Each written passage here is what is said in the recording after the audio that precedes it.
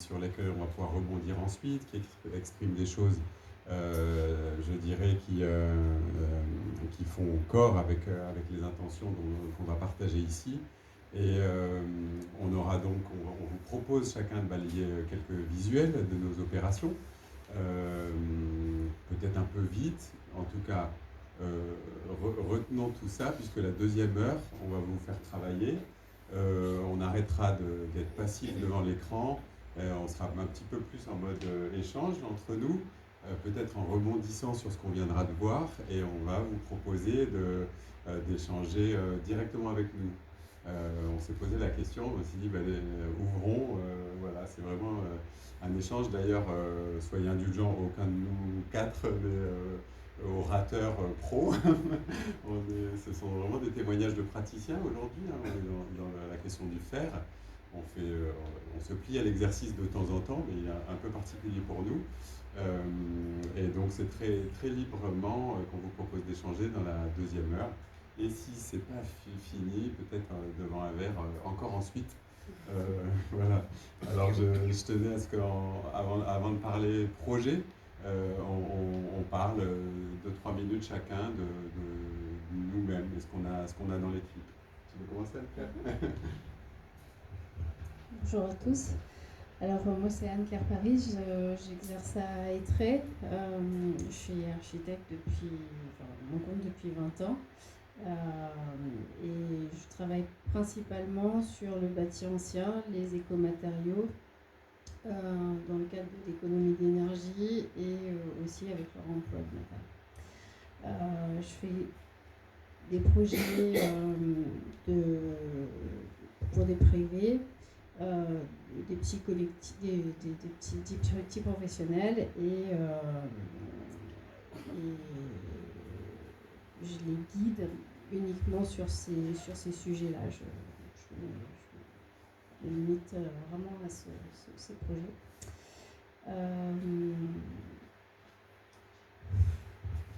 Je suis désolée.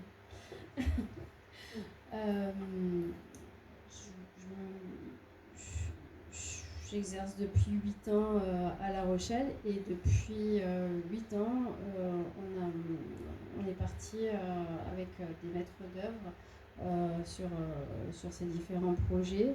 On a créé une espèce d'émulation où tous les 3 mois, on a fait des apéros pro avec des artisans qui nous permettent de démystifier un peu ce que c'est que l'éco-construction. Et ce qui nous permet aussi de les former finalement, parce qu'en fait, nous, on n'est pas grand-chose si les artisans ne suivent pas. Et c'est notre plus grand problème aujourd'hui, c'est de trouver les bons acteurs pour mettre les bons matériaux aux bons endroits. Donc il y a eu aussi toute une période de formation dans laquelle j'ai dû aussi mettre la main à la pâte. Et puis petit à petit, j'ai aussi suivi des gens avec des chantiers participatifs et en autoconstruction. La plupart de nos projets, puisqu'en fait on a monté un collectif avec Emeline et d'autres maîtres d'œuvre et bureau d'études qui s'appelle Construire Naturel, et nous permettent justement de communiquer sur tout ce panel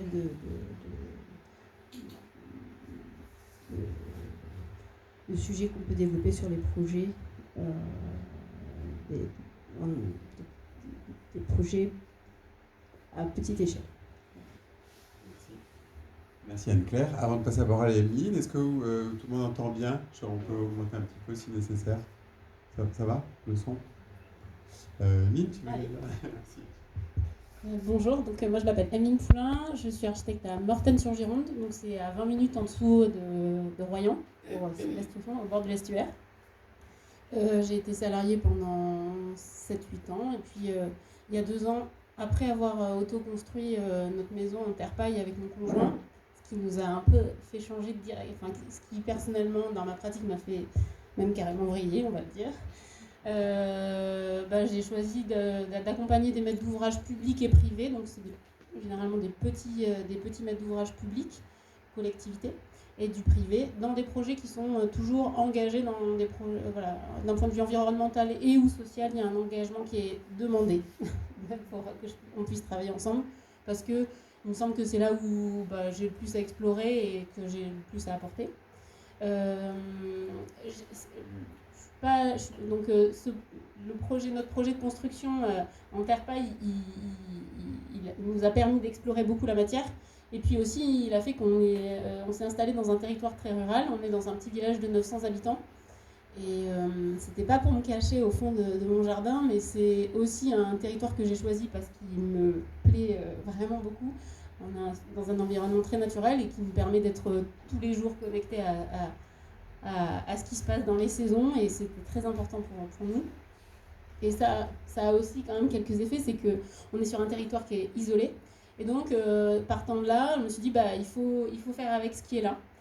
C'est-à-dire faire avec le bâti qui est là, faire avec les artisans qui sont là, faire avec les projets qui sont là, les budgets qui sont là. Et donc, ça implique de moi forcément de trouver des solutions. Mais c'est ma foi assez intéressant. Voilà. Bonjour, donc Louis Albagnac, architecte à l'Atelier du Trait. L'Atelier du Trait, c'est une agence que beaucoup de Poitevins connaissent. Nous travaillons sur l'ancien Poitou-Charentes étendu, un petit peu en Vendée, un petit peu vers Limoges. S'il y a une originalité dans cette agence, c'est que c'est plus une agence qu'une somme d'individus, et nous travaillons toujours une conception collective et commune. C'est-à-dire qu'on travaille vraiment à l'horizontale et pas tellement à la verticale. Il n'y a pas un chef de projet, tout le monde met le nez dans à peu près tous les projets. Donc aujourd'hui nous sommes 7, variables 7, 8, mais on n'ira pas au-delà parce que ça, pour avoir essayé, ça ne fonctionne plus tellement après. Avec un noyau de départ constitué de 3 associés, d'abord 2 copains qui travaillaient ensemble sur des chantiers de rénovation du patrimoine, puis une associée qui avait une belle expérience dans d'autres agences poitevines, et puis petit à petit des salariés qui sont venus et qui ont été choisis pour justement une complémentarité, c'est-à-dire qu'on a besoin de personnes qui amènent toujours en plus, et le recrutement se fait dans ces logiques-là, c'est-à-dire on a besoin de la fraîcheur et de l'intelligence de la jeunesse pour nous motiver, nous faire avancer toujours plus. C'est comme ça qu'on a développé beaucoup plus le réemploi, qu'on a pu avancer sur différents sujets. J'avais préparé une super diapo, mais tant pis, qui présentait l'agence. Si tu veux, ouais, c'est la deuxième diapo.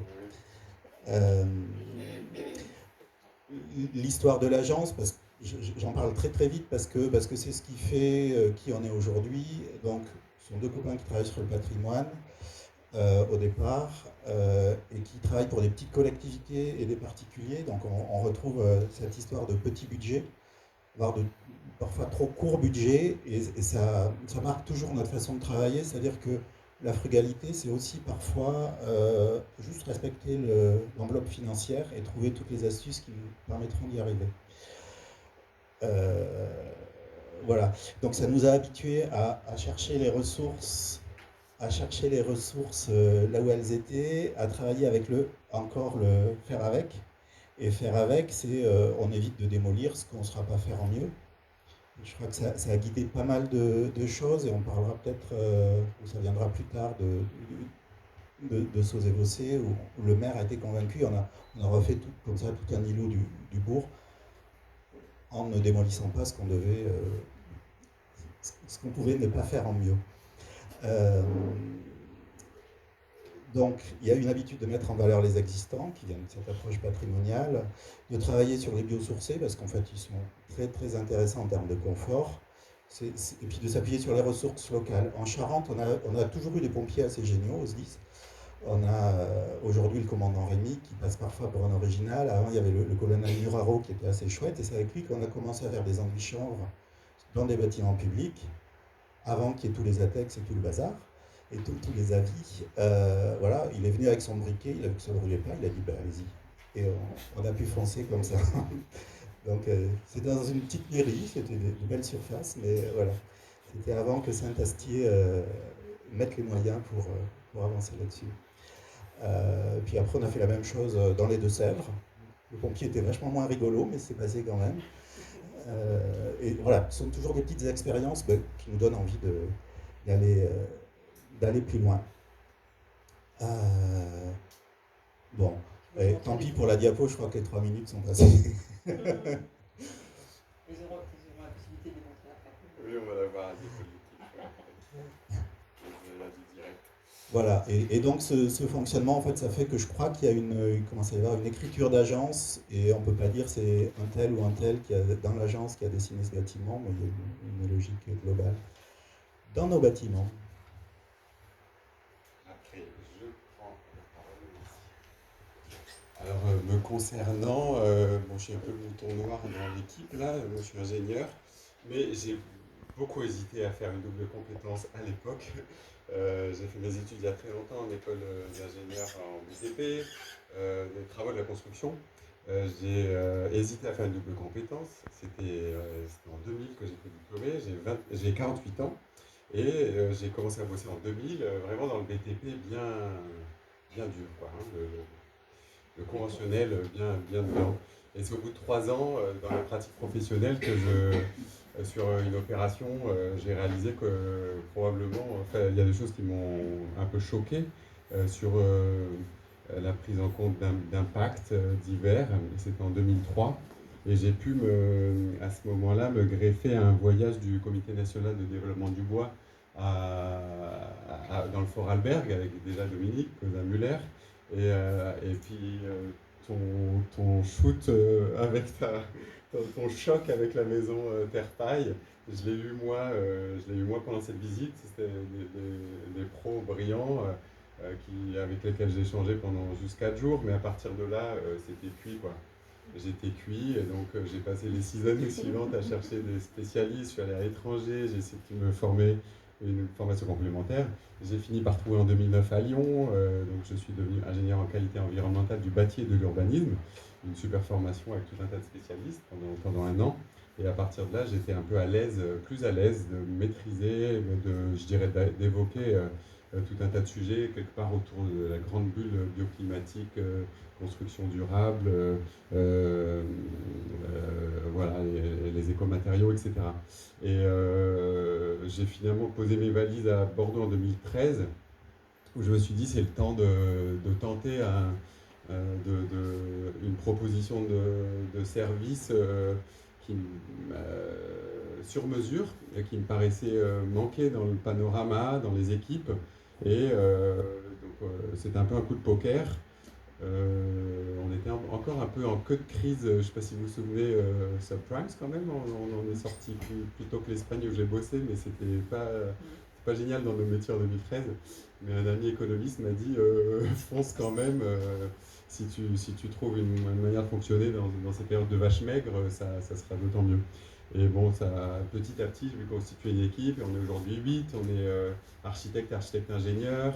On reçoit des fois des gens en stage dans des métiers collatéraux, des archives d'intérieur, des ingé-bois. On bosse voilà, pour nourrir un peu l'équipe. Je rejoins Louis sur le fait aussi d'être...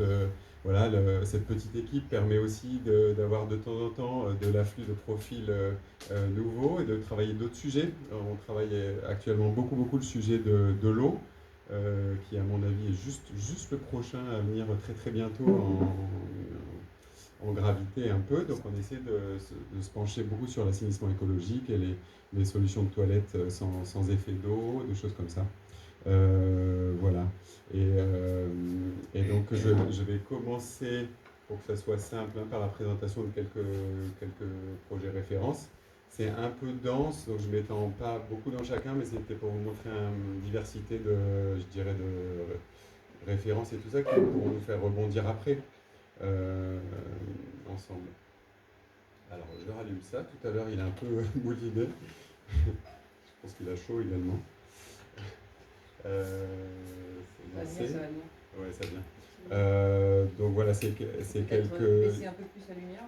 J'ai une Ou toute fermer petite le intro. côté peut-être. Là. Ou le rideau. Fermer le rideau. Un petit peu, juste au moins, voilà. Ah oui. Ça va mieux? Voilà. Voilà, ça c'est Ça bon. va à peu près? Oui.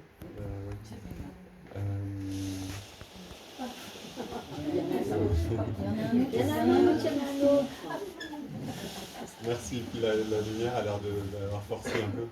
Je vais essayer de tenir mon timing pour qu'on ait beaucoup de temps pour discuter ensemble après. Voilà, alors en 2 mots, je complète un peu la présentation. Je me suis impliqué dès 2020, je dirais, dans le mouvement pour une frugalité heureuse et créative, puisque ça fait longtemps que je me disais, mais dans quoi je peux, avec quel genre de groupe je peux échanger. J'avais pas envie d'un truc intéressé, de gens qui se renvoient la balle, etc. Et finalement, j'ai trouvé dans ce mouvement-là une qualité d'échange que je trouve assez intéressante, très intéressante, sur le fait de rechercher des réponses. On explore des voies pour mieux répondre aux enjeux un peu vertigineux qu'on a devant nous, qu'ils soient environnementaux ou sociétaux.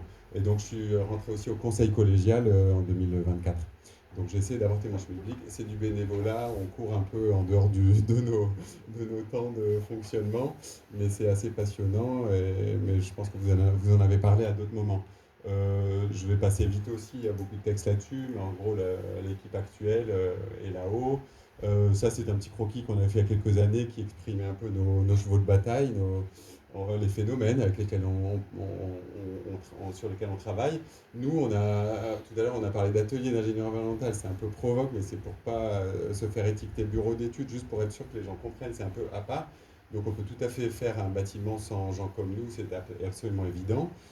Mais voilà, si on est dans l'aventure, on va avec fermeté essayer de pousser des curseurs, de se poser des questions qui vont toujours dans le sens de l'atténuation des impacts sur l'environnement et sur la santé, le plus possible, de manière transversale, et de provoquer vraiment le questionnement sur le moindre sujet. Et donc on vient un peu chahuter la pratique de tous nos co-traitants, évidemment architectes, et puis les bureaux fluides, les bureaux structures, les acousticiens, les paysagistes, les ergonomes et tout le reste. On fait la formation aussi parce qu'on a trouvé que dans la recherche de réponses, c'est intéressant d'échanger avec des promos pros de différents profils. Et puis on a finalement fait une espèce au bout d'un moment, une synthèse de nos premières pratiques pour commencer à les restituer aussi via MAGE, R, etc.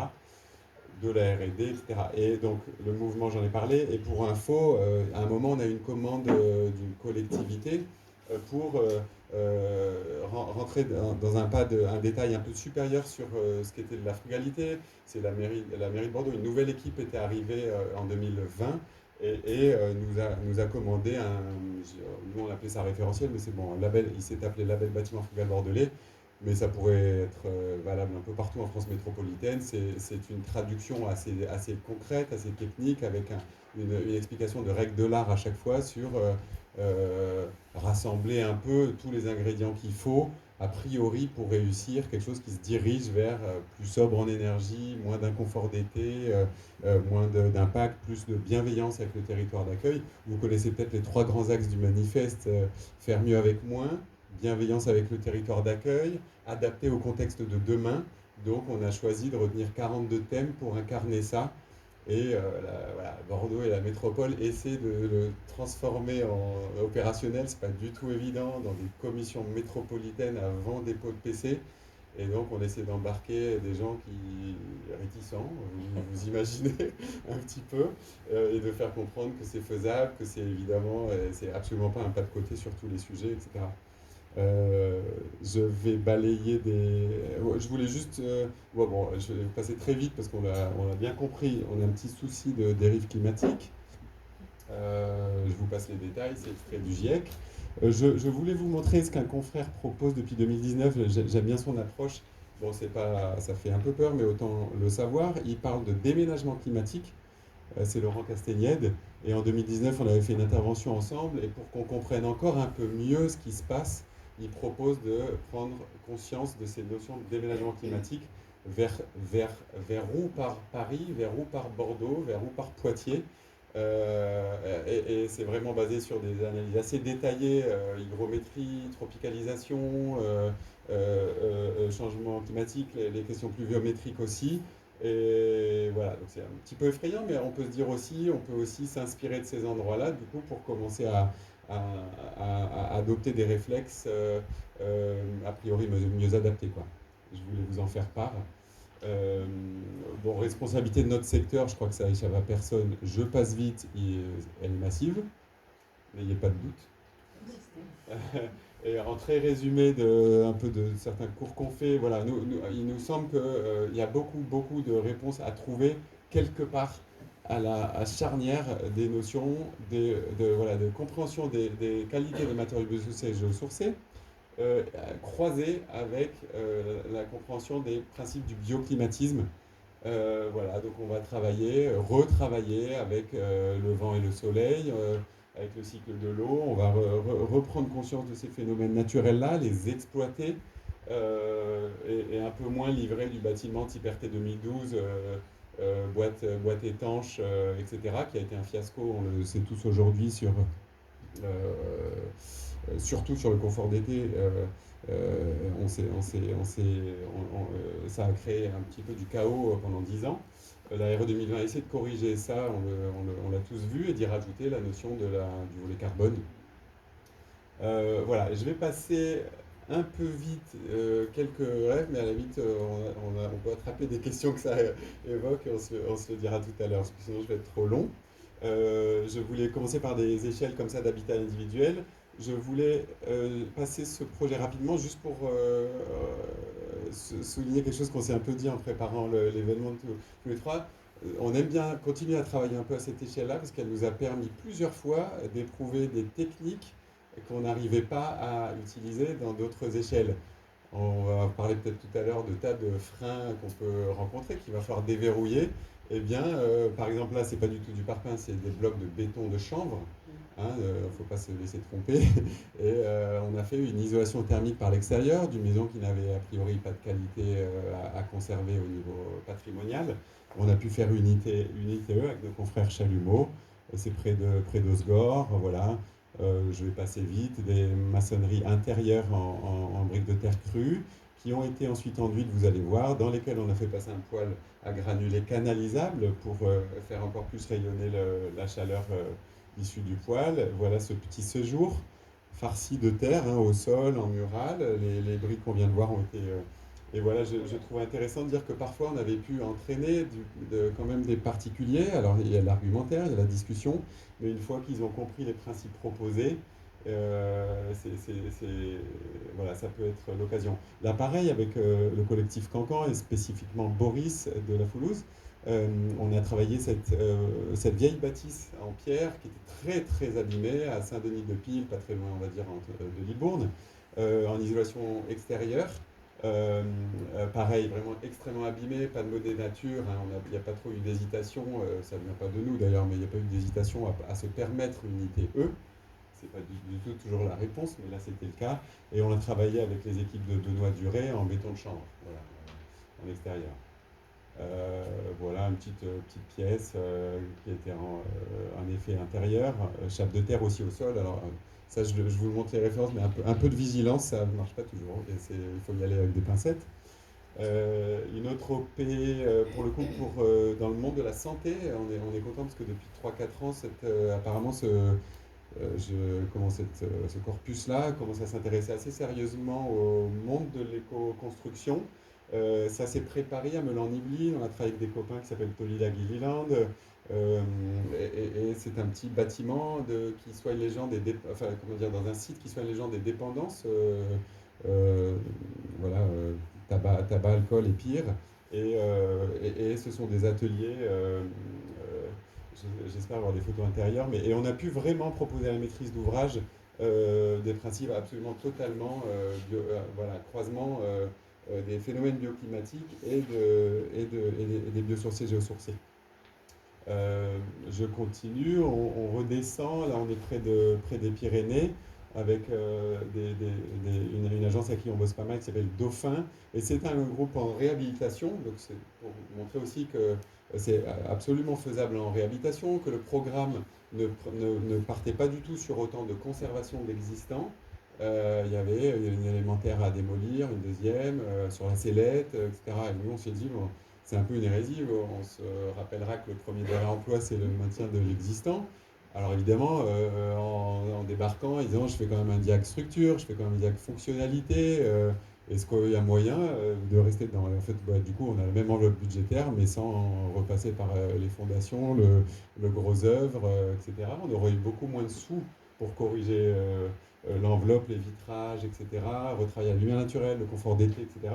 Et là, ça nous a permis de le faire alors qu'on était très mal orienté. Voilà, conservation de l'existant, du coup, il y a des points rigides comme ça.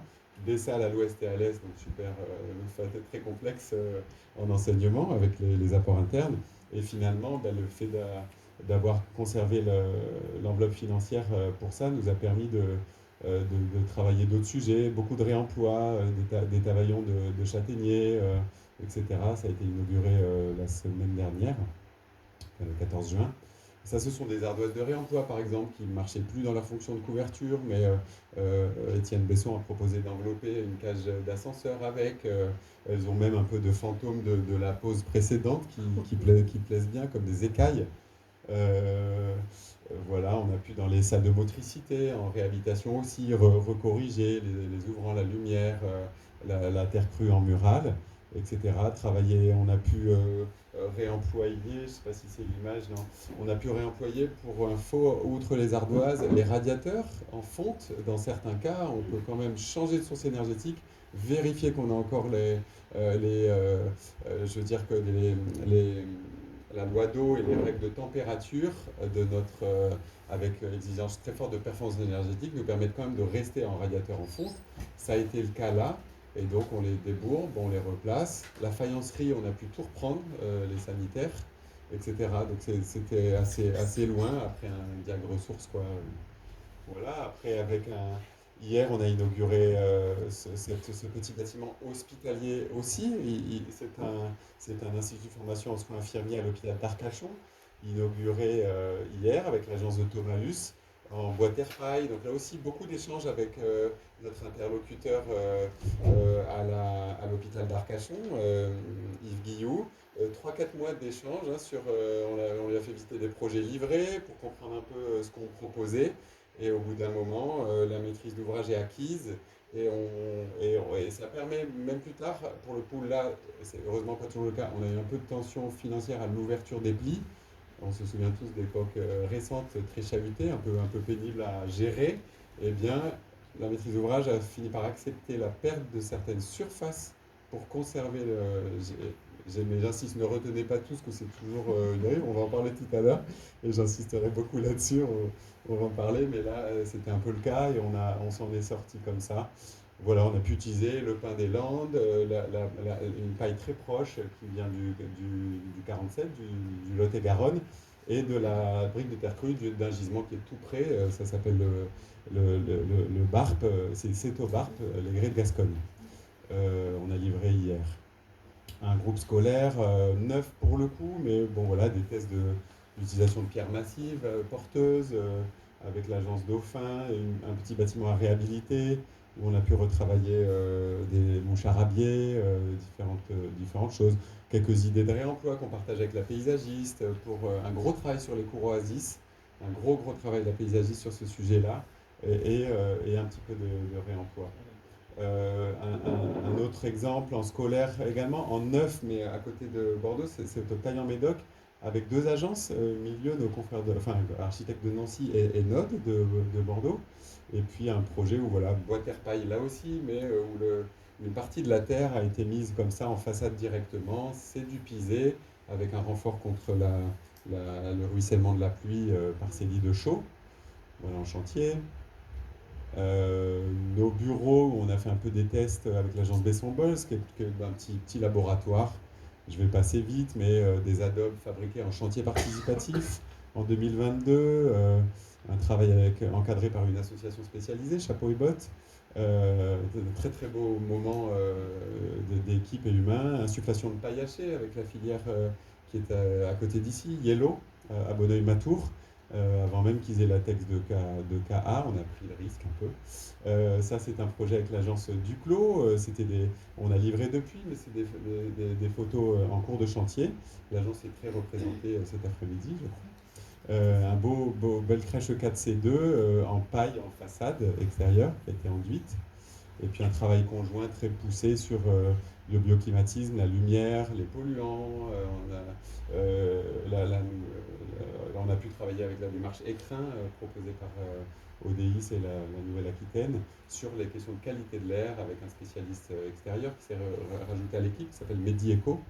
De la Réhab, alors là on part en Ariège, mais c'est à nouveau avec l'agence Besson-Bolz, pour dire aussi qu'on peut, attention, la Réhab peut tout à fait embarquer la totalité de ces principes de matérialité, de bioclimatisme, d'ouvrants sécurisés de décharge nocturne, de tout un tas de choses. C'est absolument faisable, de terre, etc. Ça, c'est avec Dumont-le-Grand, 96 logements pour Aquitanis. Dans le cadre de cette intention un peu forte que Aquitanis avait sur la ZAC de Biganos, de faire une part d'expérimentation terre-rue à chaque opération et de travailler beaucoup la matière locale. Et donc voilà, ça c'est du neuf, mais avec très grande échelle, un projet assez poussé sur ses ambitions.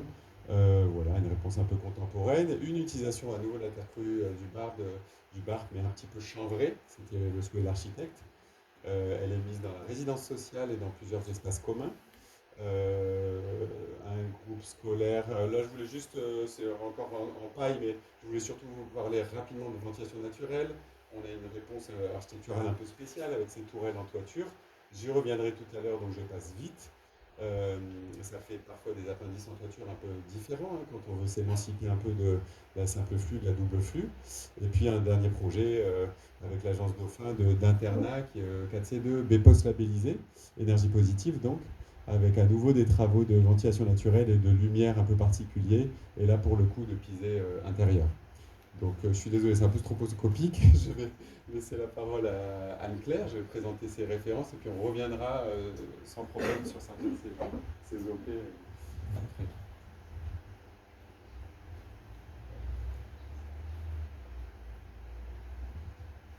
Un peu loin, Charlie, mais tu peux commencer. Oui, ça va être beaucoup plus succinct. Donc en fait, j'ai oublié de le dire tout à l'heure, mais j'ai vécu 3 ans au Mexique dans un endroit où j'ai pu travailler déjà la terre en étant fraîchement diplômée. Et puis ensuite, j'habitais aussi sur un bateau. Et ce qui m'a aussi obligée à travailler l'économie d'énergie, l'économie de matériaux, parce qu'au final, j'étais très limitée.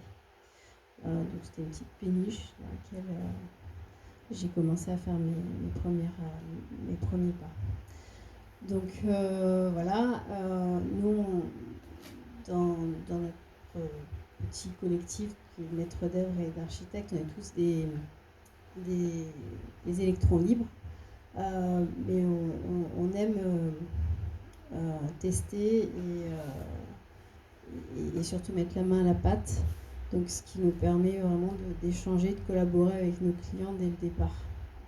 On a créé nos bureaux un peu comme un showroom avec toutes les matières qu'on a développées.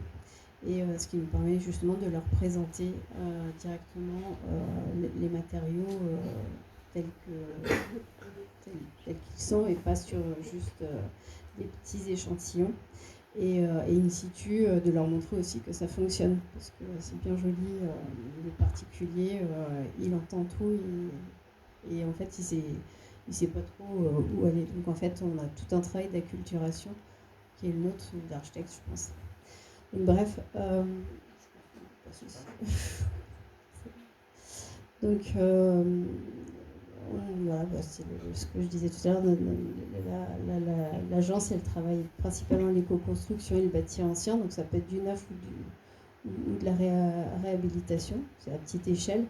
et avec des matériaux biosourcés et le réemploi. Donc là, il s'agit d'un château qu'on a réhabilité. Initialement, le client n'était pas vraiment au courant de comment travailler les façades et on l'a vite motivé à partir sur des enduits à la chaux et de purger tous ces ciments qui ont été fatals dans les années 80. Il faut savoir que la plupart des travaux, des chantiers qu'on récupère, nous, notre petite échelle, c'est déjà des grands diagnostics de base sur toutes les pathologies qui ont été créées avec des matériaux mal utilisés auparavant. Donc ça, c'est un chantier qui vient tout juste d'être livré à la réhabilitation du château La Sauzée.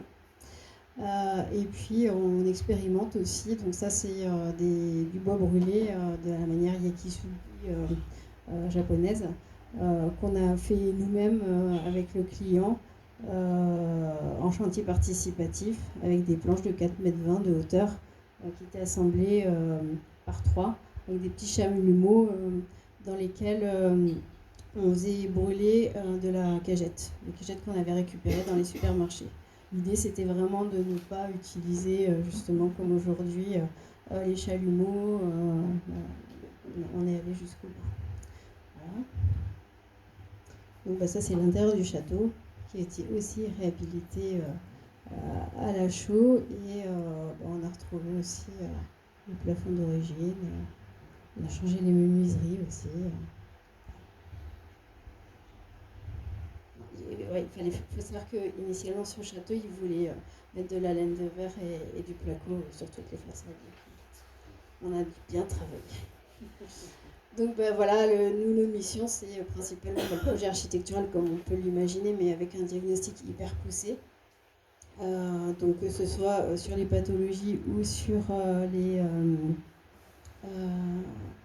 le réemploi, puisqu'en fait on fait aussi un audit de ce qui peut être réutilisé et selon la possibilité de pouvoir stocker, parce que ça c'est un peu le nerf de la guerre sur leur emploi. On essaie d'améliorer évidemment le bâti, donc souvent en purgeant au maximum tout ce qui a été fait, mal fait en tout cas. Et on fait des audits énergétiques nous-mêmes et uniquement pour nos clients, dans le but de récupérer quelques subventions et d'amener sur des matériaux sur lesquels on veut travailler. Donc ça permet quelque part économiquement de gagner un petit peu. Voilà, on travaille sur le matériau biosourcé et puis on travaille avec des clients qui veulent aussi autoconstruire et ou monter des chantiers participatifs, donc avec Twiza notamment. Donc on s'est engagé sur un petit collectif. Moi, je travaille dans les bureaux avec un maître d'œuvre et une architecte d'intérieur. Je pense qu'Emeline vous en parlera mieux parce qu'elle a fait une petite carte.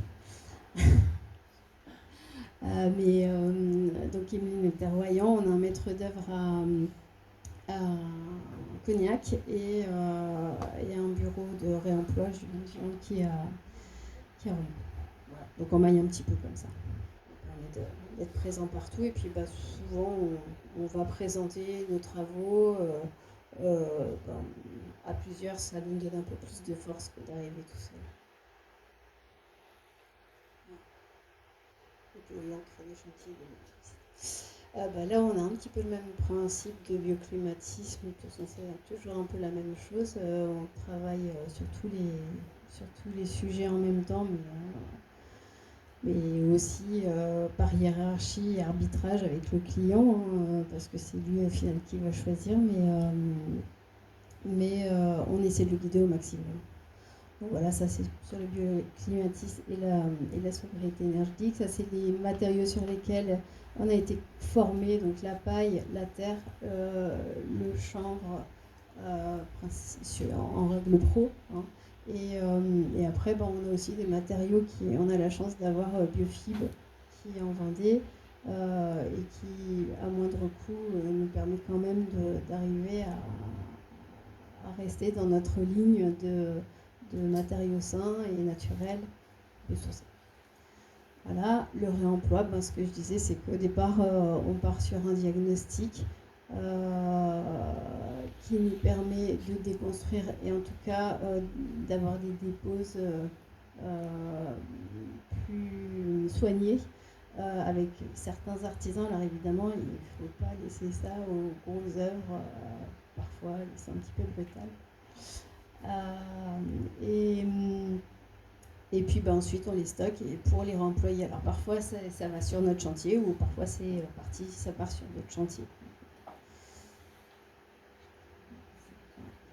Donc voilà, ça c'est la typologie de projet. C'est pas parce qu'on fait uniquement du biosourcé, des matériaux naturels ou de co-construction qu'on est forcément sur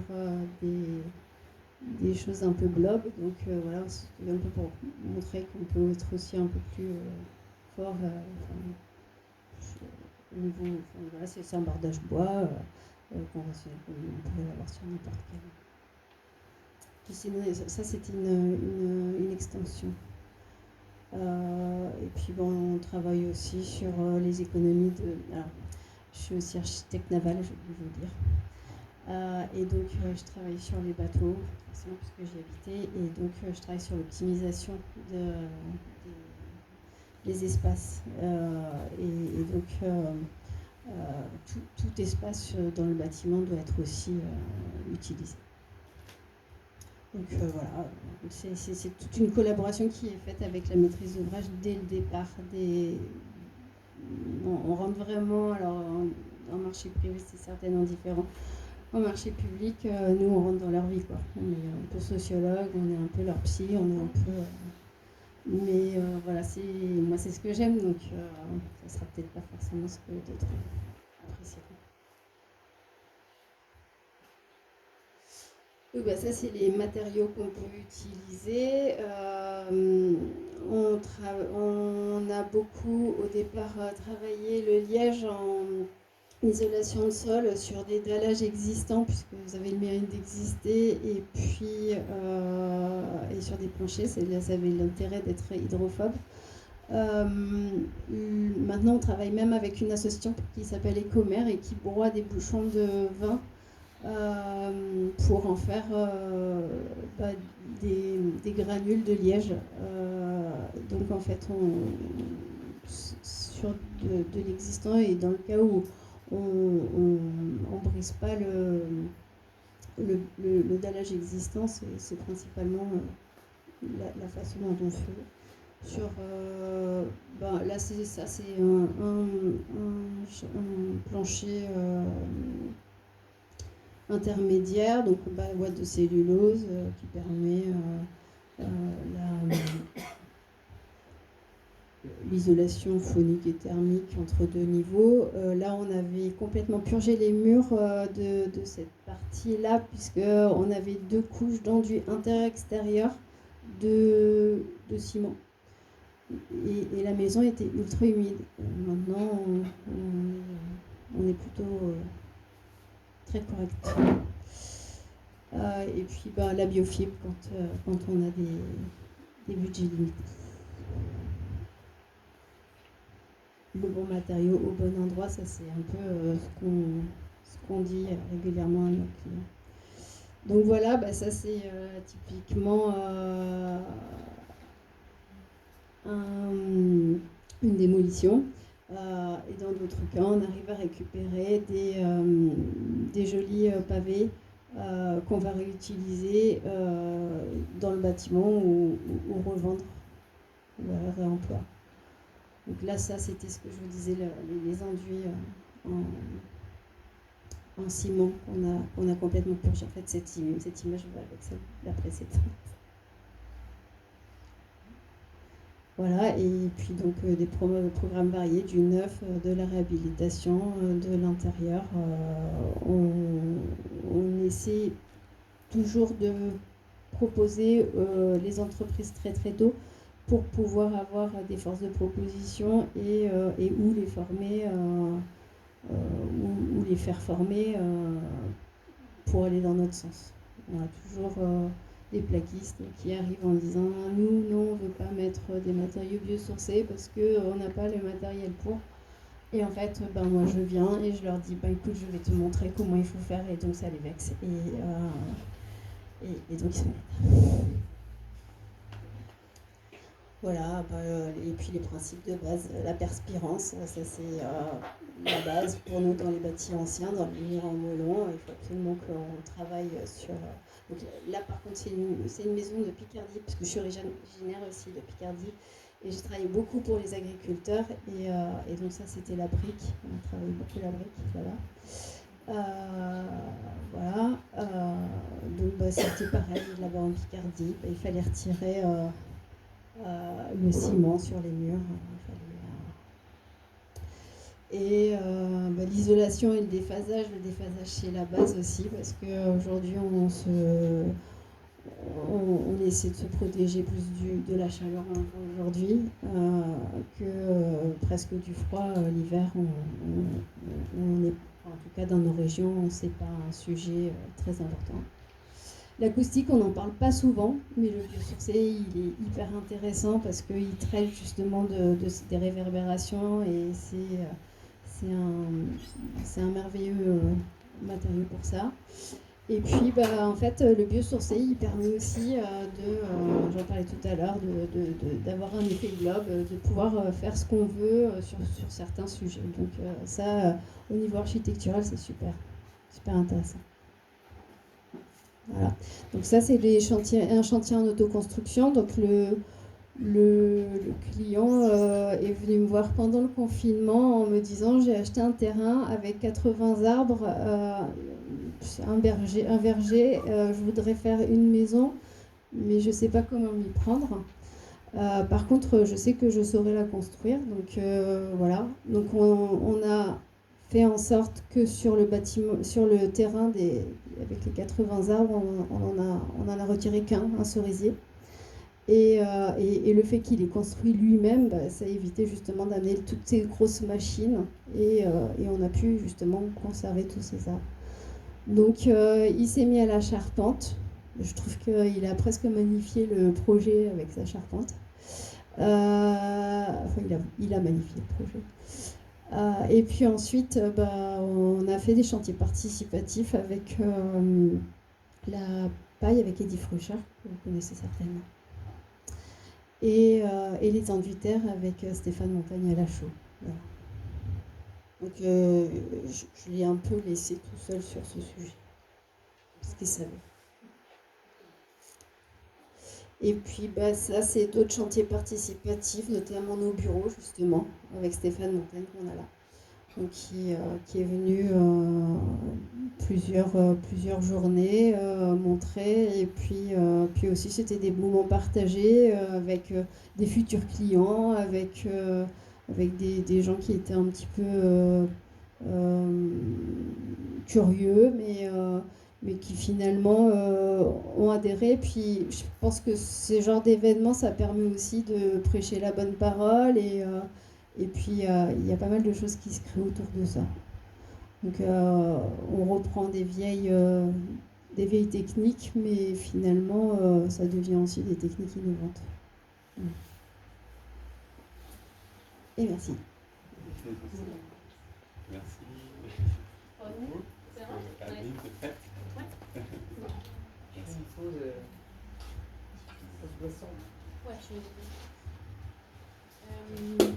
aller chercher des eaux. Donc, je pense que par rapport à nos parcours, on a tous eu un temps de formation sur ces matériaux-là, et de prise de conscience, formation 2. Donc formation, ça veut dire comprendre vraiment les principes fonctionnement des matériaux. On n'est pas juste sur la prescription, mais bien sur un ensemble de compositions, d'interaction entre le climat, l'environnement, les matériaux, leurs réactions. Et quand on a tout ça en tête et qu'on voit le potentiel de ces matériaux-là, on le vit au quotidien maintenant, on se dit comment est-ce que ça peut être transmis au plus grand nombre. Et du coup, là, moi, j'ai choisi de vous montrer 2 projets qui sur lesquels on essaie d'explorer justement ce que ce qu'on résume aujourd'hui un peu le faire frugal, c'est comment est-ce qu'on fait frugal et comment est-ce qu'on fait en sorte que le faire frugal donne envie d'être exploré et poursuivi. Donc voilà, 2 projets. Le premier projet, c'est dans un site assez magnifique. Je travaille pour l'Office national des forêts dans le massif de la Coubre, à La Tremblade, donc au-dessus de Royan. On est sur une ancienne maison forestière. Il faut savoir que dans les années 1800, il y a déjà à l'époque, on s'est aperçu que les dunes étaient en train de gagner du terrain sur les territoires. Et donc, il y a eu une politique nationale. C'est quand même intéressant de dire qu'il y a quand même possibilité de faire des politiques nationales qui disent « Ok, il va falloir réensemencer les dunes ». Du coup, on était sur des territoires qui étaient complètement isolés, aucune construction à plus de 20 km à la ronde. On a construit une vingtaine de baraquements à l'époque pour pouvoir loger les forestiers qui réensemençaient les dunes. C'était des constructions du coup qui étaient faites avec les matériaux qui étaient trouvés à proximité, puisqu'il n'y avait pas de chemin, il n'y avait rien, il n'y avait pas de possibilité d'accès. Et donc, moi je suis arrivée un peu sur ce projet par hasard. On me dit il faudrait qu'on fasse un musée fantôme pour réhabiliter un des bâtiments.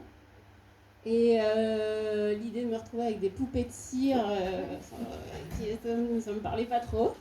Et puis surtout, en fait, quand on a fait le tour du bâtiment et qu'on a vu l'état d'insalubrité du bâtiment, on s'est dit il y avait déjà beaucoup de travaux à faire pour rien que garantir la sécurité.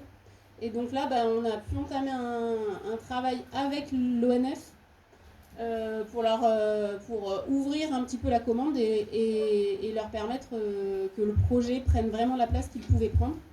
Il faut savoir que ce projet il s'inscrit dans un cadre d'un projet un peu plus global, c'est le projet Cœur de Coubre, qui réhabilite une partie de la forêt. Il y avait un arboretum qui avait été déjà construit dans les années 1900 pour voir comment les arbres s'acclimataient au climat. Aujourd'hui, il y a une nouvelle plantation d'arbres pour voir comment les nouvelles essences d'arbres, notamment le mycocoulier ou des essences plus exotiques, s'acclimatent à notre climat.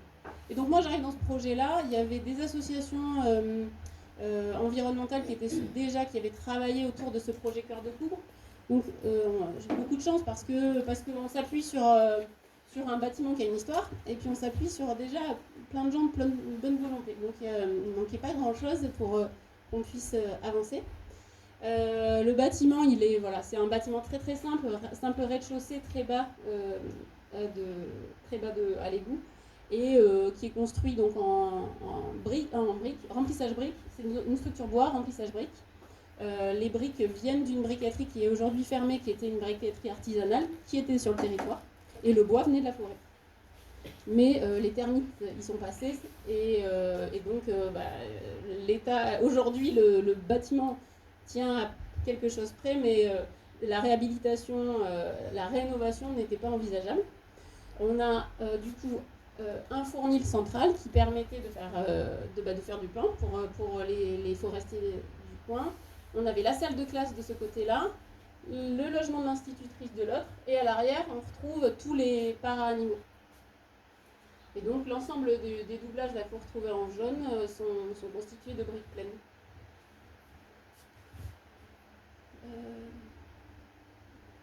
C'est comme ça marche. Voilà. Le projet, du coup, ça a été le lieu, je ne vous ai peut-être pas mis de photo, mais le lieu un peu emblématique du projet, c'est vraiment ce fournil central. Il a pu être préservé parce qu'il est constitué de briques en butte à la chaux, et puis qu'il n'était pas soumis autant aux intempéries, donc il était encore en place. Donc l'objectif, c'est de pouvoir conserver ce fournil-là, qui est vraiment le cœur du projet et du lieu, et puis de retravailler le bâtiment. Mon travail architectural, il était très simple, c'est de dire qu'est-ce qu'on avait et comment est-ce qu'on peut le reconstruire. On ne peut pas construire exactement à l'identique. Aujourd'hui, on avait une demande du maître d'ouvrage de pouvoir faire une salle pédagogique d'un côté, un espace d'exposition de l'autre. Les para-animaux, il n'était pas prévu par l'ONF d'avoir des cochons et des poules, donc c'était plutôt des locaux de stockage qu'il nous fallait. Donc on les a recalés à l'extérieur, sur la partie arrière, comme c'est un peu les espaces secondaires, et puis un espace sanitaire. L'objectif ici au sein de ce lieu-là, c'est de pouvoir accueillir des scolaires, des associations, pour leur donner des informations dans le cadre de parcours accompagnés par l'ONF ou par des services, des associations environnementales. Et donc voilà, aujourd'hui le projet démarre en septembre et finalement reprend exactement à quelques détails près les codes de ce qui était existant. On retrouve la structure bois, les éléments de modé nature qui est constitué par les volets, le linteau bois. On s'est appuyé sur l'existant. Notre travail, il était plutôt de dire comment est-ce qu'on peut exploiter ce qui est encore conservable. Donc c'est ce fournil-là. Actuellement, le fournil, il est fermé en partie pour accueillir, c'était les para-animaux. Là, nous, on l'a transformé en espace, un hall d'exposition. On a sur cette partie-là, aujourd'hui, en état actuel, une brique au sol en calade à sec. Et donc l'objectif, nous, c'est de venir réutiliser les briques qui vont être déposées dans le cadre du projet de démolition soignée et de les réutiliser pour faire ce sol en calade à sec. Donc on a, pour voir si c'était faisable, on en a démonté. Donc là, vous retrouvez une photo du sol actuel devant le fournil. L'intérêt, c'est que c'est des briques qui étaient très artisanales, qui ne sont pas forcément très planes. Et la calade à sec avec le lit de sable va nous permettre de gérer vraiment les différences de planéité. Et puis, c'était aussi faire accepter au maître d'ouvrage qu'il y avait un budget qui était quand même limité, de dire on a, si je reviens un poil en arrière, finalement, on a 2 volumes qui seront isolés. Et puis, l'ensemble du reste du bâtiment, lui, n'est pas chauffé. Et ça revient un petit peu à ce qu'on disait, c'est être capable de faire des choix qui permettent un usage de l'ensemble de l'espace. Le hall va permettre d'accueillir des expositions, mais dans des conditions qui seront proches de celles de la forêt qui l'environne. Voilà, notre Stéphane Montagne National, on est venu donc déposer quelques briques, voir un petit peu le temps qu'on mettait à déposer la brique pour vérifier aussi la faisabilité. Selon le type de mortier qui est utilisé, donc là on a un mortier de chaux, il n'y avait pas de souci, mais combien de temps on met pour déposer 1 mètre carré de briques pour pouvoir après l'envisager dans le cadre d'un appel d'offres. Là on est sur un marché qui est public, donc il fallait quand même qu'on puisse avoir des données quantifiées. Et voilà l'image du projet tel qu'il, je l'espère, sera. Je vais en parler, même si c'est un échec, mais c'est sur la partie charpente. J'apprends que les bois, les chênes de la forêt du massif de la Coubre sont coupés et partent en bois de chauffage. Je trouve ça un peu triste quand même pour l'ONF et puis pour un milieu. Donc je suis partie au combat en me disant ok, on va utiliser la charpente. Elle sera, je vous le dis tout de suite, on n'a pas réussi. Hein. Mais quand même, on a fait un gros travail avec le bureau de contrôle, avec un petit peu l'ingénieur bois, sur pourquoi est-ce qu'on ne pourrait pas réutiliser le bois de la Coubre. C'était hyper intéressant aussi parce que ça m'a permis de vraiment prendre conscience que ce qui aujourd'hui dictait notre manière de faire architecture, c'était quand même un grand ensemble de normes, mais ces normes-là, on peut les ouvrir. On peut les regarder, on peut comprendre ce qu'il y a derrière et on peut, avec cette connaissance-là, échanger avec notamment les bureaux de contrôle. Et donc là, par exemple, on est arrivé à comprendre qu'aujourd'hui, ce qu'il faut, c'est le tampon NF sur les éléments bois. C'est une classification, cette classification visuelle qui l'a fait. Généralement, c'est plutôt des grosses industries bois qui ont tout ce qu'il faut.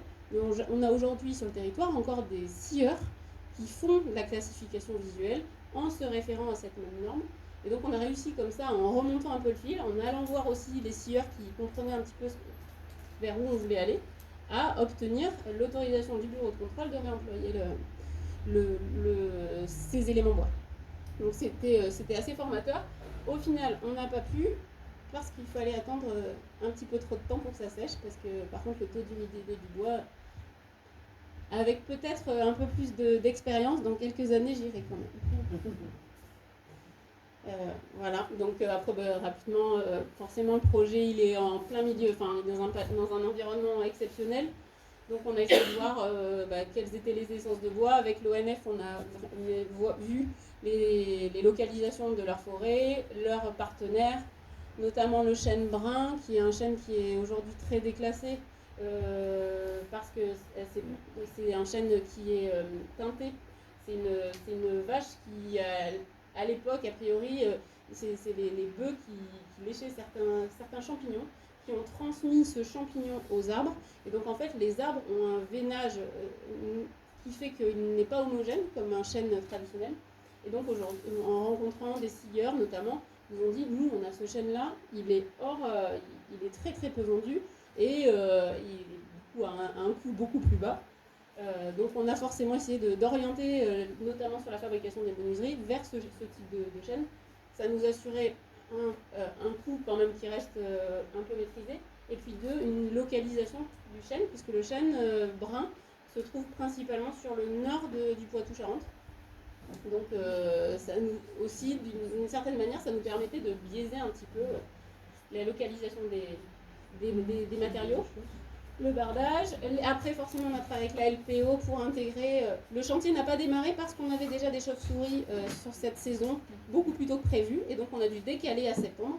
C'est l'avantage de bosser pour l'ONF, c'est qu'ils ont l'habitude de voir pousser des arbres, donc la notion de temps est beaucoup plus allongée, ce qui est vraiment hyper précieux aujourd'hui. Et puis on va donc sur l'aspect patrimonial, c'était intéressant parce que ça a été ma porte d'entrée pour placer du béton de chanvre. Ça n'a pas été les questions thermiques, ça n'a pas été les questions d'hygrométrie, parce que les élus n'étaient pas forcément très investis sur le sujet. Par contre, sur l'aspect patrimonial, pour moi, ça a été vraiment une manière de vraiment le justifier, l'implantation du béton de chanvre, avec un enduit à la chaux extérieur-intérieur. On est sur un matériau qui reste d'aspect très rustique, mais non homogène, et qui reprend aujourd'hui les enduits qui sont sur la brique. Donc on avait la possibilité comme ça de recréer un matériau qui est non homogène, non plan, et ça a été validé comme ça. Et donc on s'est appuyé, moi j'étais formée à la construction en chanvre, et puis on s'appuie aussi sur des filières émergentes sur les territoires. Donc là vous avez les chanvriers de l'estuaire, ils sont à 10 km du chantier, et donc c'est un groupement d'agriculteurs, de 10 agriculteurs qui sont en train d'essayer de produire du chanvre de qualité suffisante pour pouvoir être mis en œuvre dans des projets publics. Et c'est aussi ça, moi je considère un peu notre rôle, c'est aussi en tant que prescripteur de poser aussi des jalons pour faire en sorte d'accompagner ces structures-là, ces filières-là qui ont aussi de leur côté sont en train de mener de belles batailles. Et puis c'était une école avant, ça va devenir un espace de transmission. Donc assez rapidement, quand la confiance avec l'ONF a été là, je leur ai proposé que le chantier, la phase d'études, soit aussi une école, et donc soit un espace de transmission. Et donc on a jalonné comme ça le projet de différents temps d'échange avec le lycée professionnel de Royan, qui est là aussi 10 km du chantier. Donc on s'est dit, ils ont une section patrimoine bâti ancien, et donc ils sont déjà venus, ils ont fait des bacs blancs sur le site pour faire du relevé.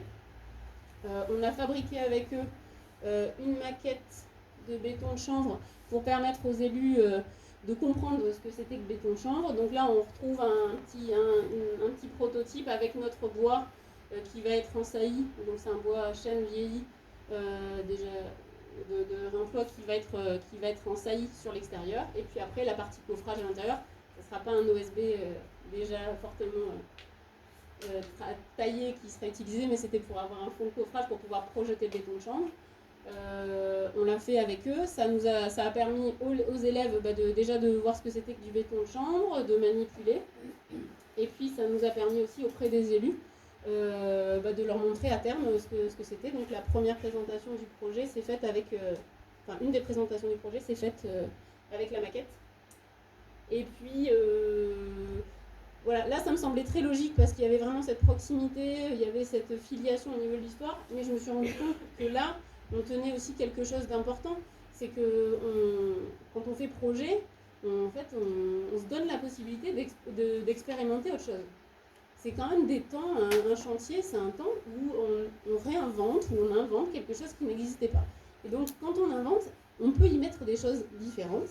Et il faut, je pense, de plus en plus, notamment cette question de la transmission, cette question du temps de partage, de l'humain. Voilà. Donc, maintenant, à chaque fois, là aussi, c'est venu contaminer. Et donc, on essaye à chaque fois, le premier travail, c'est de voir qu'est-ce qu'il y a autour et avec qui on peut créer des connexions. Moi, je travaille seule, mais en fait, je ne travaille jamais seule. Je travaille avec énormément de gens au travers de ces projets-là. Et là, c'est un deuxième projet. Lui aussi, je commence direct, il n'a pas encore abouti, mais faute de financement. On n'a pas dépassé, on n'a pas explosé les budgets. Les temps sont compliqués pour les collectivités. Mais donc c'est un projet qui est à côté de Saintes, au nord de Saintes, où on a exploré la question du réemploi. La demande initiale de la commune, c'était de construire une petite salle associative, j'en ai déjà pour la commune. C'était d'avoir un projet qui soit exemplaire d'un point de vue environnemental. Donc ça restait assez vaste au niveau du programme. C'est un tout petit bâtiment qui fait 50 mètres carrés. Et c'est un bâtiment qui va être principalement utilisé par les associations pour aller jouer aux cartes, se retrouver. Donc rapidement, la question juste du fonctionnement thermique, hygrométrique du bâtiment, elle est importante, mais c'était peut-être pas le principal. Le bâtiment, il va être souvent fermé la journée et puis il va peut-être s'ouvrir quelques heures le soir. Et donc c'était la bonne échelle pour nous explorer la question du réemploi. Donc ça a été un projet un peu recherche autour duquel on a essayé de voir comment on pouvait construire aujourd'hui en réemploi. C'est un projet qui, voilà, je reviens, mais qui a pu se faire parce qu'il y avait un grand engagement de l'équipe municipale, qui avait un grand engagement associatif aussi. Et donc quand on a présenté le projet, ils nous ont choisi pour ça. Donc c'est un projet qui est situé au sein du parc de loisirs, donc vraiment dans un environnement très boisé. Dans une petite commune qui travaille régulièrement avec le CAUE, qui a une approche patrimoniale intéressante, qui est soucieuse. Et notre premier travail, ça n'a pas été de dessiner avec eux leur projet, mais ça a été de se dire, ok, on veut faire du réemploi, on le fait avec qui et donc on a comme ça constitué et été forcément rencontré l'ensemble des personnes sur le territoire qui voulaient bien s'engager sur ces sujets-là. Et ça a été là aussi hyper intéressant, chronophage, mais hyper intéressant parce que on se rend compte que finalement il y a quand même déjà plein de gens qui essayent d'œuvrer de leur côté et que c'est assez pertinent de se dire que c'est au travers d'un projet qu'on va pouvoir les rassembler parce qu'un projet c'est concret et après on peut le montrer et on peut montrer que ça fonctionne. Donc voilà, donc on a retrouvé aujourd'hui on a même des définitions en termes de le réemploi en l'espace de 2 ans a énormément évolué, mais on avait au départ des fournisseurs plutôt antiquaires et puis après on s'aperçoit qu'il y a des structures qui accompagnent, qu'il y a des entreprises de dépôt sélectif qui sont en train de se former et donc qu'on est vraiment pas seul pour mener ces projets et qu'on peut aussi aller chercher des structures qui ne font pas forcément du réemploi en tant que tel, mais qu'on va pouvoir comme ça capter et embarquer dans les projets. Donc après avoir rencontré, on a défini une typologie de bâti, d'éléments de réemploi qu'on pouvait plus facilement trouver, notamment on s'est beaucoup tourné vers le bois parce que c'est un matériau qu'on réemploie plus facilement, des éléments de platelage, de structure bois, de charpente, et on leur a comme ça un peu donné des clés sur la possibilité de le faire en réemploi avec en rouge très complexe, pas forcément pertinent, très complexe, notamment d'un point de vue assurantiel, et puis en vert, on peut y aller, on va pouvoir apporter des garanties.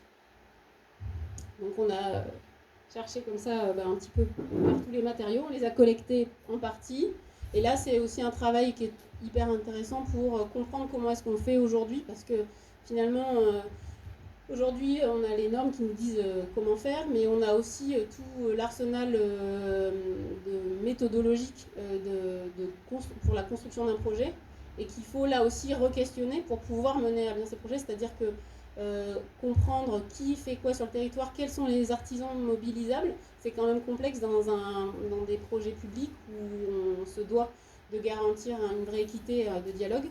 Donc là aussi, il y a des possibilités de mettre en place des dialogues pré-opérationnels. Il ne faut pas hésiter à le faire. Ça permet déjà de pressentir des entreprises qui ont envie. Donc c'est créer toutes ces conditions d'échange avec eux pour permettre de faire aboutir le projet. Je vais passer rapidement, mais voilà. Donc après, on a sélectionné des différents gisements, les solives. Celui-là, les Bordelais reconnaîtront, c'était le musée des arts décoratifs à Bordeaux, à Charpente. Sur le territoire même, il y en a eu. Après, voilà, on a défini un petit peu des niveaux de difficulté, les équipements secondaires, tout ce qui est équipement sanitaire, typiquement en réemploi, il faut y aller. Aujourd'hui, il y a tout ce qu'il faut pour le garantir. On a même des structures nationales qui encadrent. Donc ça se fait assez facilement. Sur les matériaux de seconde œuvre, bardage, plafond, moi j'ai tendance à dire que c'est là où on peut aussi donner à voir ce que c'est que le réemploi et ce que ça peut permettre de faire que ne fait pas le neuf. Et donc c'est, en tant que concepteur, c'est un peu, je trouve là où c'est le plus simple de s'amuser et de montrer, de donner à voir. Et puis après, dans ce projet-là, on est allé, j'ai rencontré la Saint-Fiacre, qui est une structure d'activité par l'insertion.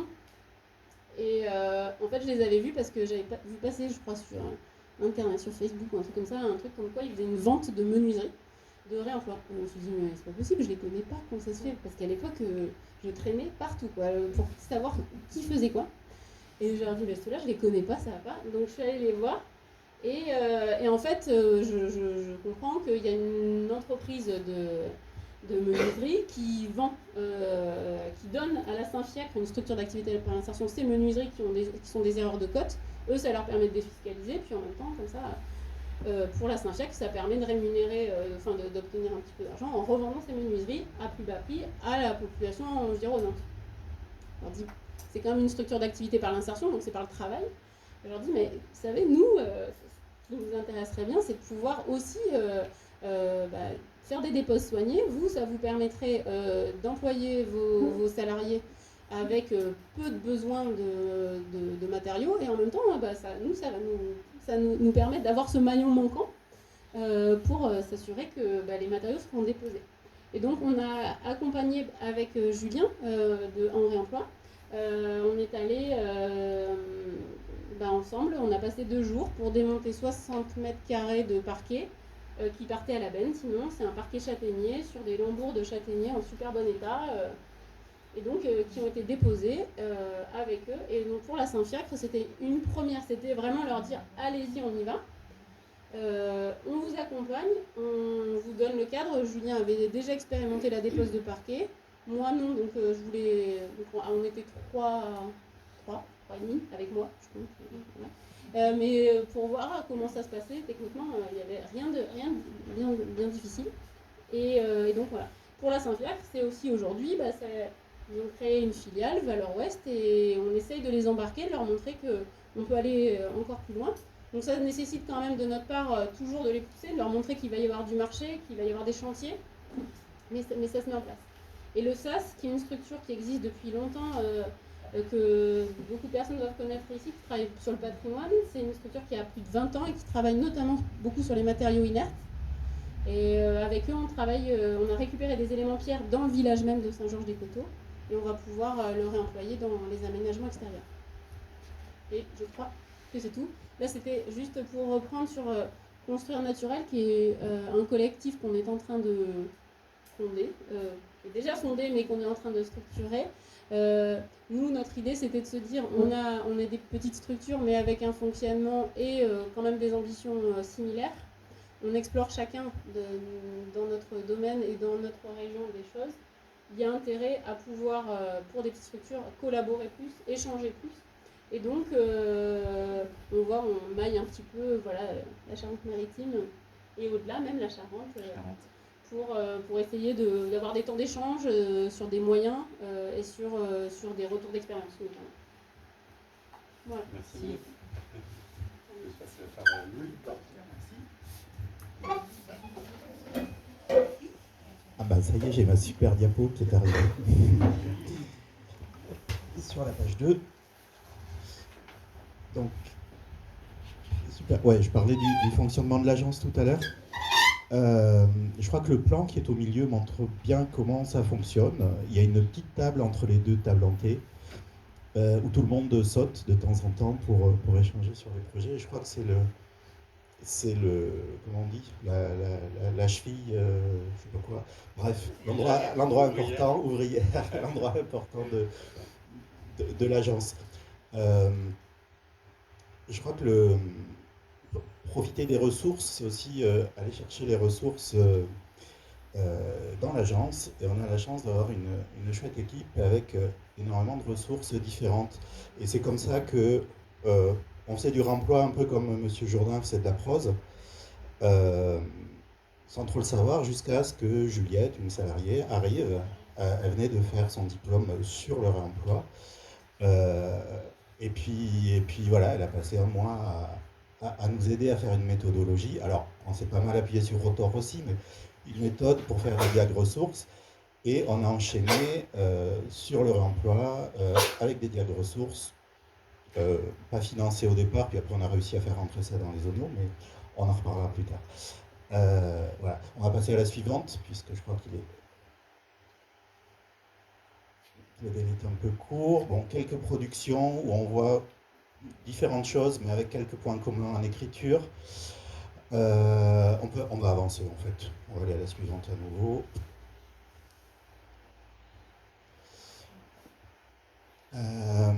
Alors ça, c'est un projet sur lequel justement on a travaillé le réemploi, mais là, l'objet, c'est peut-être, dans un premier temps, en réfléchissant sur l'impact des bâtiments, on s'est dit que le gros de l'impact, il allait avec le gros des charges. C'est-à-dire que le gros de l'impact, c'est le béton, et en particulier le béton qu'on va aller mettre en fondation, donc en sous-terre, et c'est la ferraille.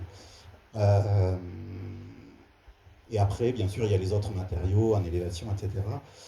Et les isolants, mais qui, somme toute, ne représentent qu'un petit peu de l'impact carbone.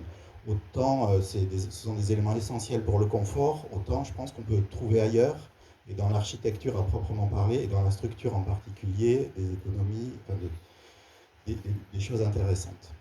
D'où notre calcul qui a toujours été de conserver un maximum de l'existant et toujours les fondations et de ne pas aller faire de renfort en structure. Ça a l'air de rien, mais là on est sur un bâtiment bon, qui est à la base fin 18e, qui est posé sur la base de la Charente. Les premiers retours de géotechniciens et de bureaux d'études étaient de dire il faut tout reprendre en sous-œuvre.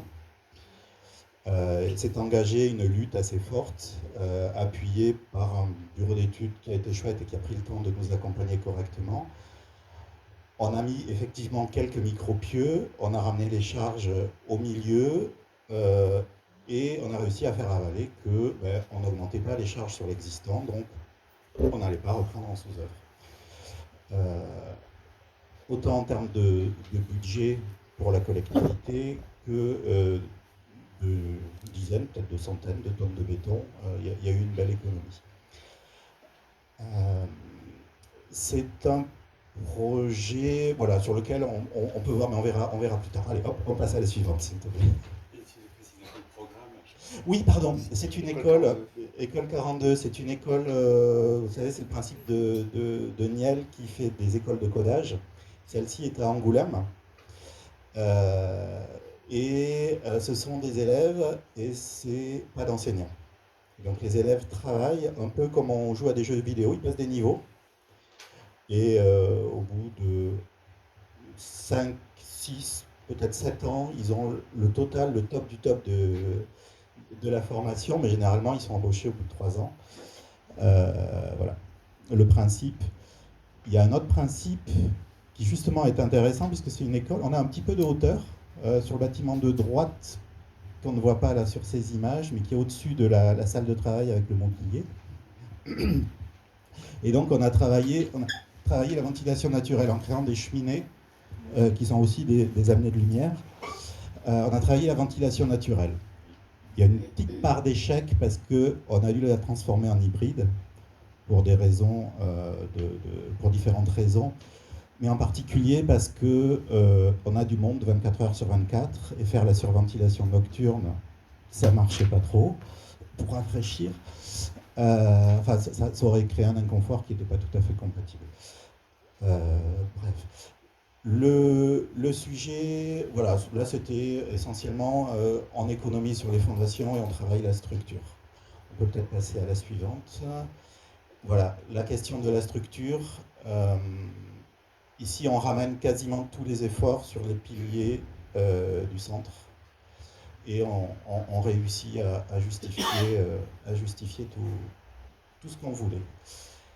En conservant la charpente qui était chouette. Alors on s'est un petit peu battu là aussi avec le charpentier qui nous disait que c'était foutu, mais avec un peu d'expérience. Ouais, je pense que les architectes, il faut qu'on arrive à se réapproprier les questions de structure, un petit peu les questions fluides aussi, parce que sinon, alors j'espère qu'ils le prendront pas mal s'il y en a dans la salle, mais les BE ont tendance à être de plus en plus importants et à chercher des rendements plus élevés.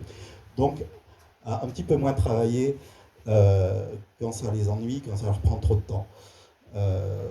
Quand on a la chance d'en avoir qui nous accompagnent bien longtemps et qui acceptent qu'on remette en cause leur choix jusqu'à ce qu'on soit satisfait, c'est une bonne chose.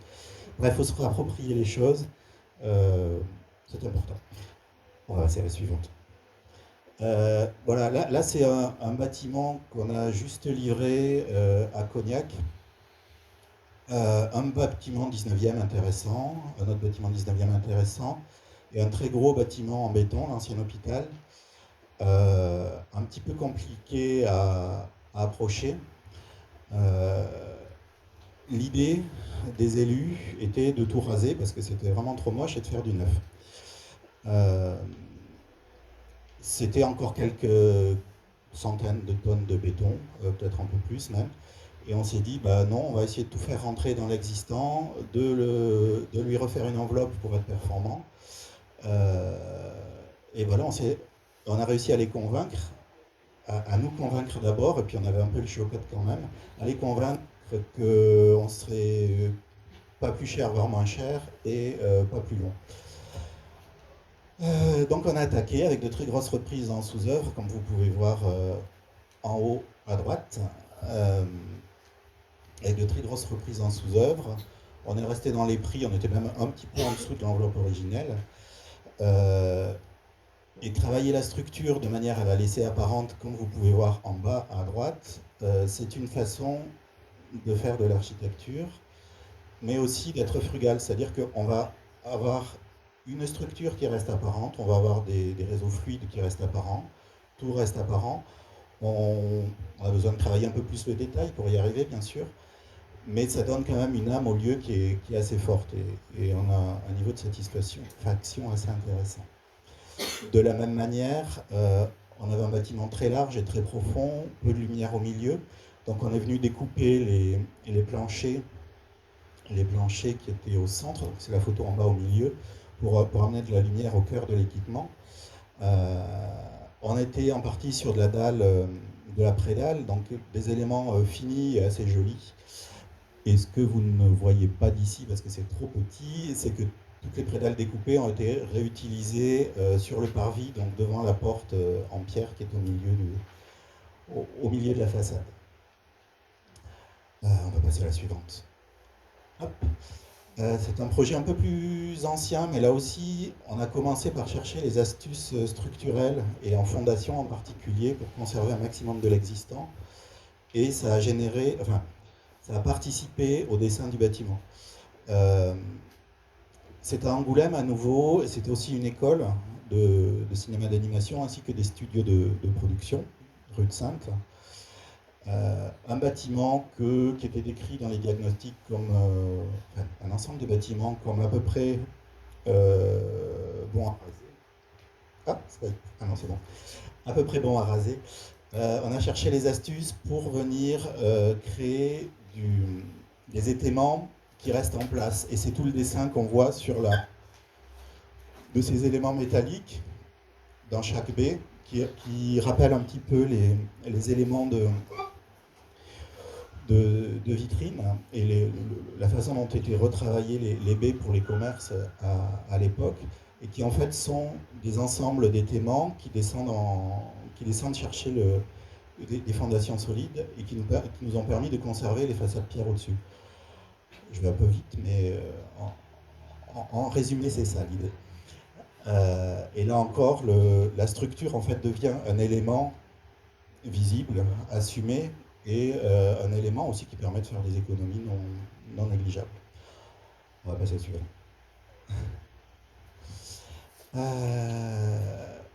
Là, c'est un des premiers projets pour lesquels on a travaillé après avoir fait un diag réemploi maison. C'est du logement social pour l'OPH de l'Engouement encore. C'est 4 tout petits logements, donc on est arrivé sur un bâtiment assez dégradé en bas à gauche, avec quand même quelques éléments intéressants. Par exemple, vous voyez ces habillages très datés, qu'on est allé réemployer en balcon. Ça c'est anecdotique, on est un petit peu dans la déco, mais en même temps le signe est intéressant, je trouve. On a conservé l'ensemble des sanitaires. Bon, ça ne se faisait pas tellement à l'époque, du coup on a un petit peu lutté contre le plombier qui voulait absolument changer tout ça parce que c'était dégueulasse. Sauf qu'on se rend compte que c'est plutôt plus qualitatif que ce qu'on peut acheter aujourd'hui et plutôt pas si mal dessiné. Et ça permet d'amener aussi une qualité au bâtiment, un ressenti plutôt agréable. Voilà, on sort du standard un petit peu. On va passer à la suivante. Un autre projet qui était dans le livre sur la frugalité, c'est Sodévocé. On est arrivé là aussi sur un bâtiment très dégradé, avec des avoisinants instables. Donc toute une question de structure qui était primaire, et c'est peut-être un des projets qui nous a fait dire qu'il faut vraiment qu'on laisse la structure systématiquement apparente. C'est un bon plan. Voilà, donc vous voyez le cadre acier qui est ici sert un petit peu à porter la charpente, mais il sert surtout à tenir la maison du voisin qui est là. Et la même chose de l'autre côté. On va passer à la suivante. Voilà, là c'est un autre dossier à Chef-Boutonne, donc là on est dans les Deux-Sèvres, la réhabilitation de la mairie, où on s'est donné à fond dans leur emploi. On avait énormément de portes, c'est une très grande mairie, un bâtiment 19e avec des portes qui n'assurent ni les questions phoniques, ni les questions de feu. Elles étaient trop jolies pour ne rien en faire. Donc on les a utilisées un élément soit acoustique en plafond en ajoutant un isolant par-dessus, soit en placard dans la salle du conseil.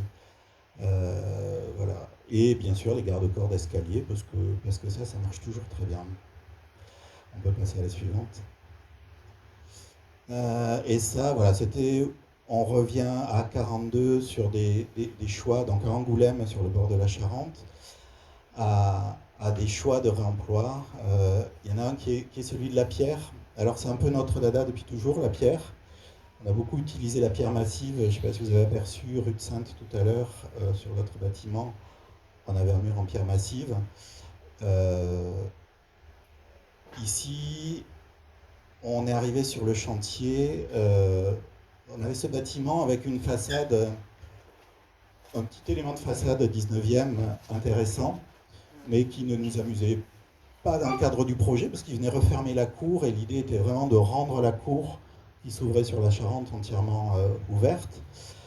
On a vu qu'il y avait une friche qui venait d'être achetée à côté, donc je suis allé voir le propriétaire qui voulait construire.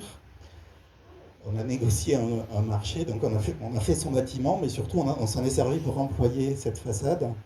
Et puis, accessoirement, pour mettre les installations de chantier du gros chantier. Donc voilà, il y a une petite négo. On a récupéré ces éléments de façade, reposé la pierre. Et sur le bâtiment d'à côté, voilà, ce dont je parlais tout à l'heure, les cheminées, en fait, ça ne se voit pas trop puisque là, il y avait des protections, mais en fait, on est ouvert, on descend jusqu'en bas. Et ensuite, on est venu vitrer les cheminées de ventilation qui sont ici.